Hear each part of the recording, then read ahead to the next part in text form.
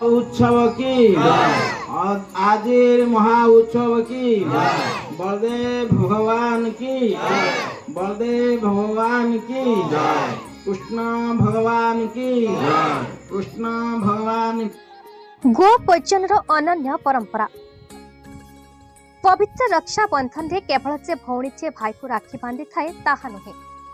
यह व्यतीत एही दिन रे प्रभु बलदेव जन्म उत्सव मध्य ओडिशार पुरपल्ली रे हर्ष उल्लास रे पालन करा जाय। सकाळ उठी गायगुरु मानकु स्नान कराइबा परे पूजा अर्चना करा जाय। तापरे घरे प्रस्तुत होइतिबा स्वादिष्ट खाद्य दिया जाय। एही परंपरा केउ कालरु चली आसीछि ओ एही परंपरा को एचापत बचाई रखिछंती जगन्नाथ प्रसाद राणीभूमि ग्रामवासी।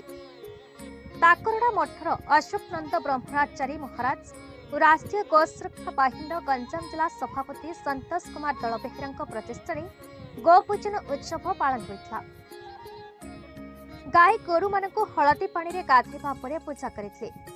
ए कार्यक्रम रे कुर्मी क्षत्रिय समाज छामुंडा मुठा सभापति अक्षय कुमार दलबेहेरा, रवीन्द्र दलबेहेरा, बुबुना दलबेहेरा, पाणु प्रधान, गिरिधर डाकुआ, गोपाल गौड़ और केदारनाथ दलबेहेरा और ग्रामवासी सहयोग करथिले।